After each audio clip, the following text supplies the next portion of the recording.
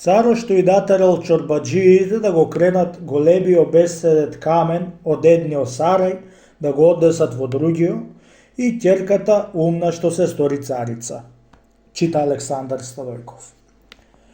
Еден цар бил многу итар. Та барал некоја итра мома да ја земи за царица. При многуте баривите што правил по народу за како од како да излези некоја итра девојка, направил и овој маривет. И собрал сите чорбаджи и та му рекол: слушајте, вамо, старци чорбаджи, јас што сакам да ми направите. Да го кредите бесцедетиот камен од оној сарај на раце и да го набестите во дворо од овој сарај. 3 дни мувлет ќе ви давам, а ако го кредите, арно. А ако не го кредите, на сите главите ќе ви пресечам.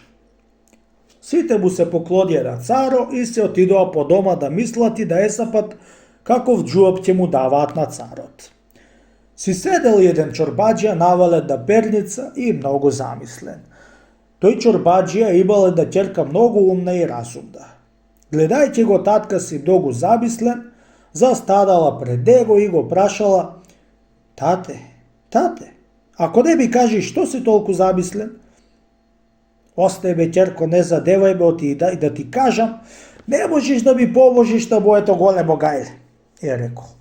Кажи ми, тате, што големо гајле имаш? Му рекла държавето. Да го чујам, барем ако не ќе можам да ти поможам и јас да берам гајле заедно со тебе. Лели ми се тоараш, ќерко, да ти кажам, е рекол. Вчера не викна царо и ни рече на сите чорбаджи да го кредиме бесцедетиот камен од стариот сарај на раце и да го донесиме во другиот сарај, та да го наместиме во дворо. 3 дни мувлет ни даде, а ако не го донесиме, сите ќе не исечи. Ете тоа гајле го имам, ќерко, до 3 дни сум ти жив и после умирам. А ако можеш, помогни ми. Јас да сум ти жива, тате, му рекла. Колку за тоа гајле јас ќе те избавам, само ако ме слушаш. Знаеш како ќе се куртулисате? Каже ми, ќерко, да чујам како може да се куртулисаме, е рекол. Еве како ќе речите на царот, тате, за да се куртулисате. Ние ќе го кредиме бесцедетиот камен, честити царе, ама ако ни усучиш една дебела ортоба од јадра песок и од муалој. Кога ќе чует тој збор, веднаш ќе ме прости. Слушајќи тие збори, чорбаджијата му дојдоа на гајдата и пратил по сите чорбаджии да дојдат при него и да му го кажи маривето од ќерка му што му го кажала. Се собрале чорбаджиите и кога чуле збороите од ќерка му на чорбаджијата, на сите му дојде арно и на часот беа станале, та беа отишле при царо и му посакале ортоба од сукана од јадра песок и од муалој. Кога и чул царот тие збори, се почудил и простил и натерал да кажат кој ја научи така да речат. Ќерка ми ме научи, честити царе, му рекол чорбаджијата, тие зборови.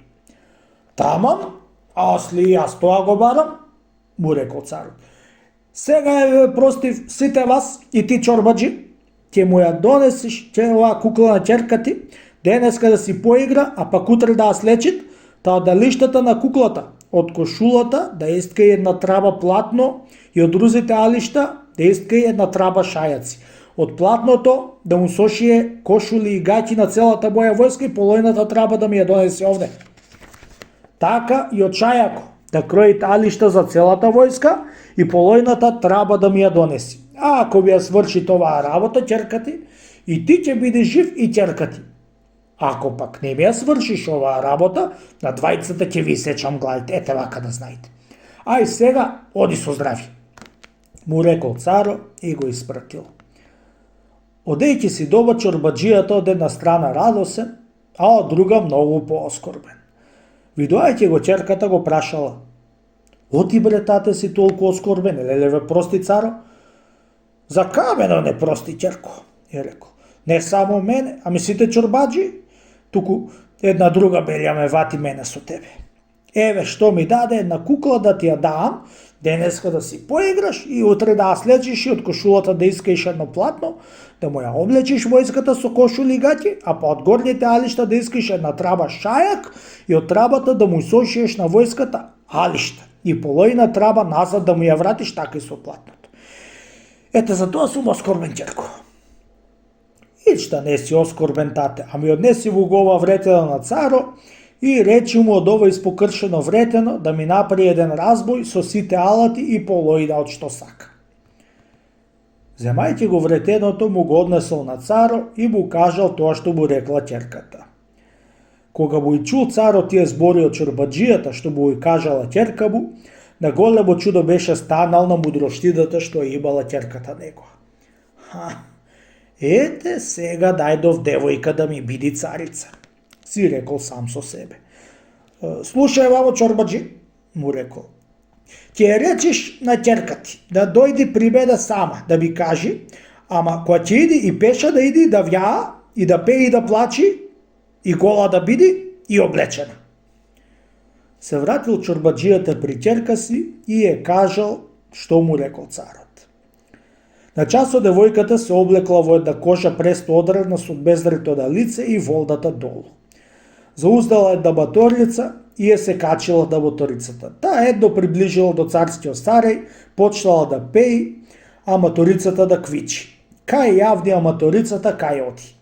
И кога ја виде царо, на големо чудо станал на мудроштидата од девојката, како се сетила да оди и да јава, да пее и да плачи, облечена и гола да оди. Браво на твојата мудрост во љубава, девојко, ја рекол цар, и знај ти ќе ми бидиш царица. Велејќи ја така царо, ја облекол во царски алишта, виктал владици и патрици да го венчаат и 3 месеци свадба што прави со сурли и тапани. Приказ да знаев, приказ да ти кажав, ми рече мајка ми. Мене лага, синко, тебе вистина.